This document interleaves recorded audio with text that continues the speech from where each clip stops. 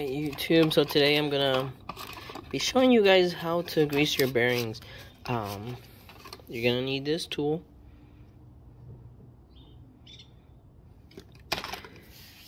And I was actually just installing the 35s on the Can-Am, getting it ready to do the anniversary video so you guys can see what's all changed in the whole year I've owned this Can-Am.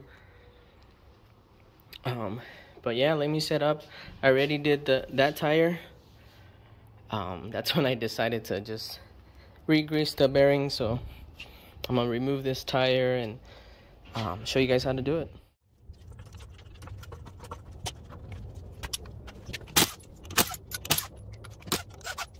Only about 3 bolts. We're gonna remove the cover here, and then the caliper is one there and one there. So to remove this, you just need a screwdriver or flathead, or if you have one of these tools, you just gotta pry it out a little bit. It came out easy. So, just all plastic.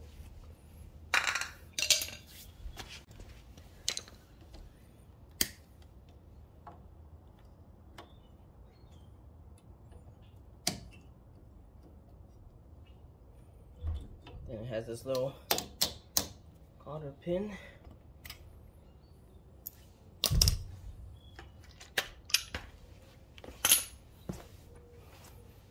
So, let's see.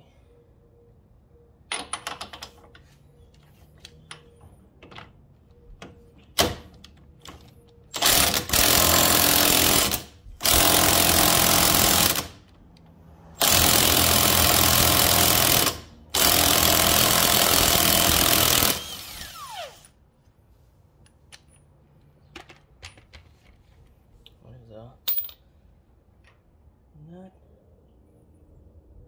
So, just want to say I'm way overdue on this. If you're watching this video, I really suggest you do this like as soon as possible. Even if you just got your Can-Am, I would do this right away. I'm really late on this. It's because I've been lazy and putting it off. But I do recommend you do this as soon as you get a chance. They don't really come with much grease from factory. Other than that, I'd say every 1,000 miles to grease them. It's kind of hard. It won't focus on it. Oh, there it is. 1 3/16 to remove it.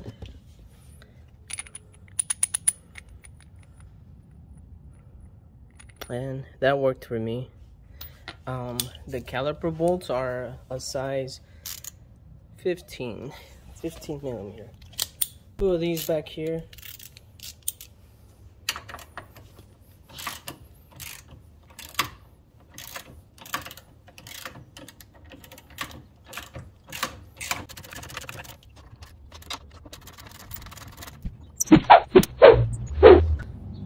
So these 2. And they did have some type of Loctite on them.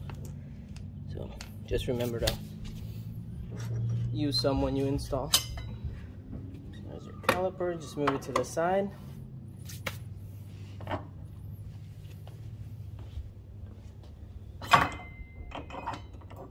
That was easy. So come on over here.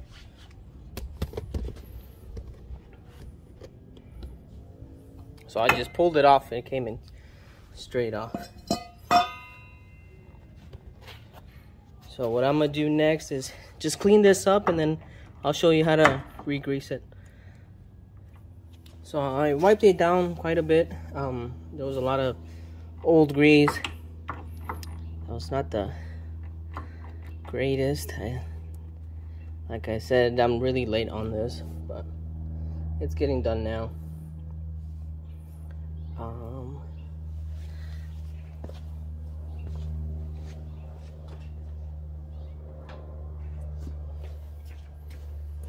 Got my grease gun. I'm gonna grab a little bit of grease and just put it on the O-ring here.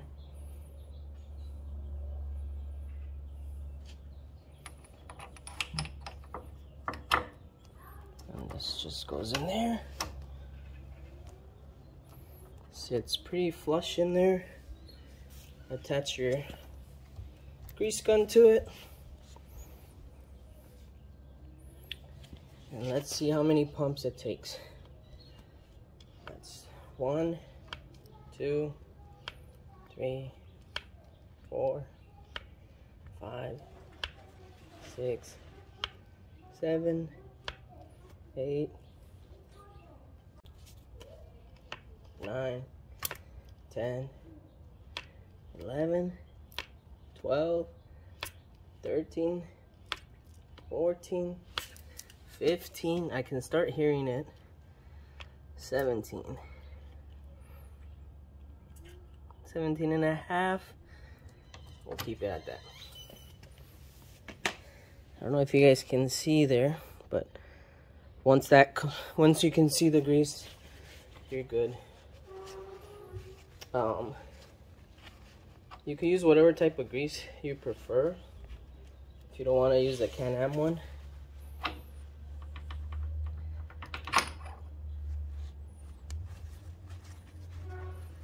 So there's the grease fitting. And we're good to start placing everything back. So I'm gonna do something else. Let me show you this. It's all that gunk grease with, I imagine it looks like water. But I'm gonna clean this up before I place it. So I'll be right back. So I got that all cleaned up. The other thing, I like to put a little bit of grease on the spleens here.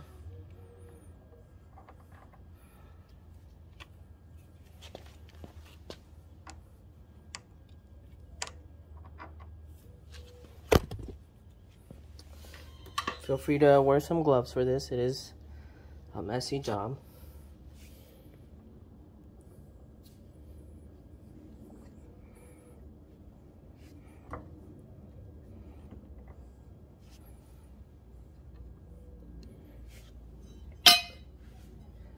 And then I also put a little bit of grease on this.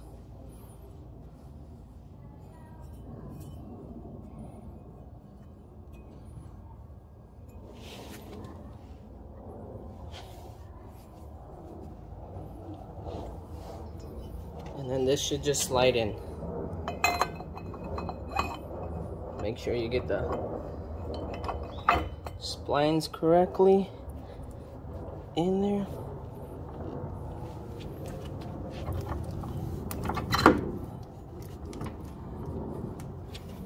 And that's in.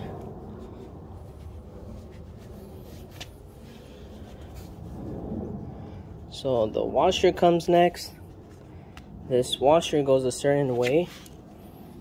And it's probably too hard to see on the video, but it's not a flat washer. It's kind of like caved in. So it's meant to match this part here. So put that there. Your axle nut. I think the torque spec is like 180 foot-pounds. So we'll leave that like that for now. Let's get our caliper back on.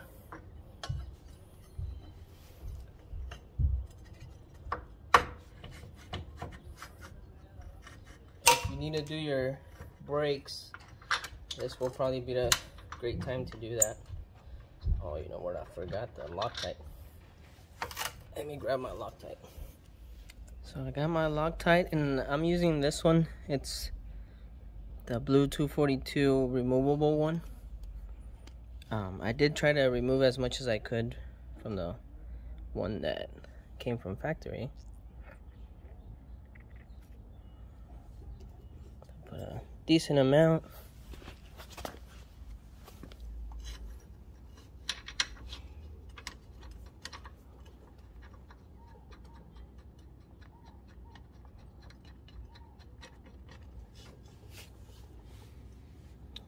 Here's the next one.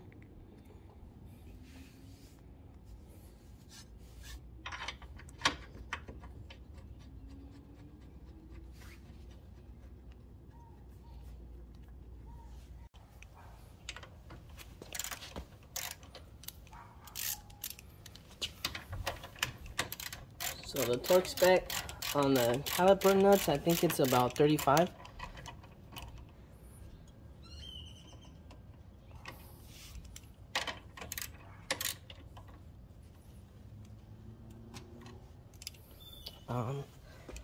So once you're done torquing your bolts and stuff, you simply put everything back together the same way. So all I have to do is tighten my axle nut and then put my wheel back on, and then I'm ready to move on. So the way I did this earlier, let's see, this one's gonna go down. I place this in there, make sure it doesn't mess up your brake disc. I believe it's 185 this one torques to.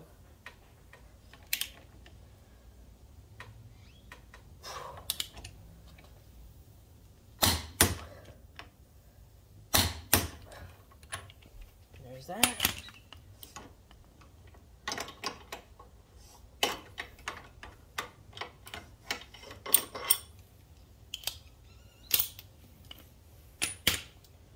Now we're ready to place this back.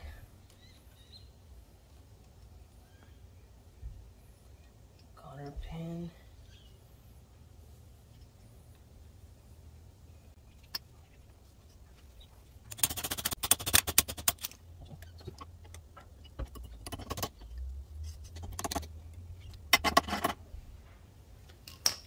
There's that. And you just put your cover back on.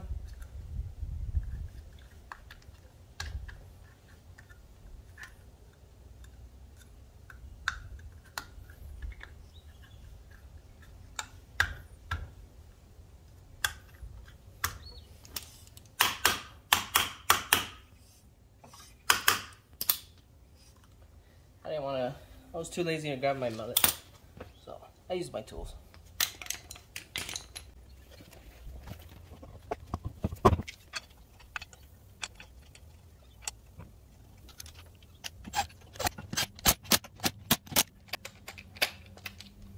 It's always best to torque your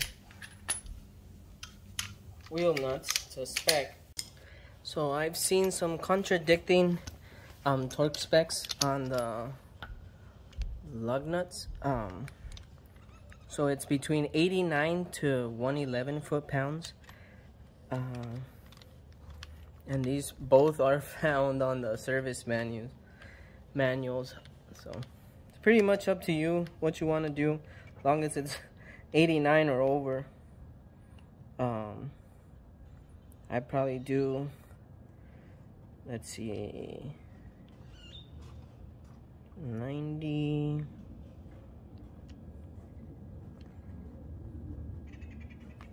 I'm gonna do 95.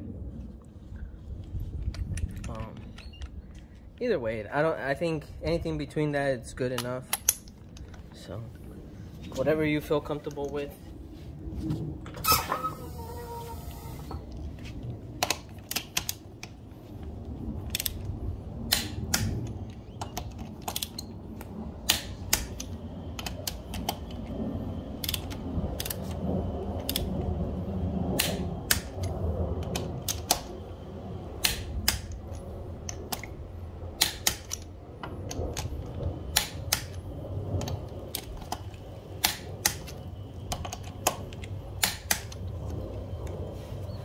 There it is.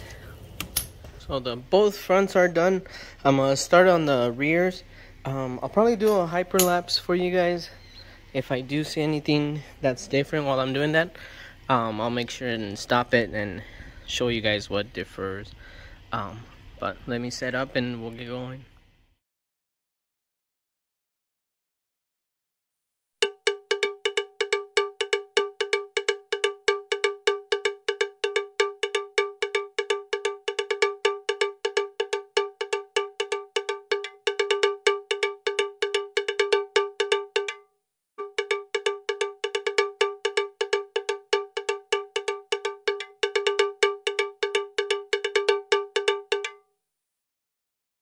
So as I'm taking this one off, I wanted to show you guys one more thing. Depending on the tool you're using, your space may be limited. That's why I ended up using one of these, and it's a size 15. So I did this one by hand. So just wanted to add that part. Alright, so that was it. Everything was the same. The only thing I did struggle with was removing it. But depending on your Can-Am, some may be easy, some may be hard, depending on how long they've been that way or been on there without removing. I imagine that's how much you'll end up struggling. But I ended up getting my rubber mallet to kind of hit it out. It was nothing too crazy, and it's a pretty quick do-it-yourself type of thing. Maybe in, I'd say 30 minutes you could probably do all of them if you have the correct tools and stuff. But there you go. I hope you guys learned something.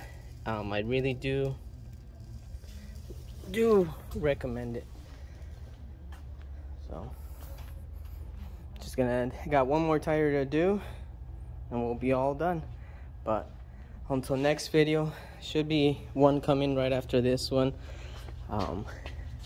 So stay tuned. Thanks for watching.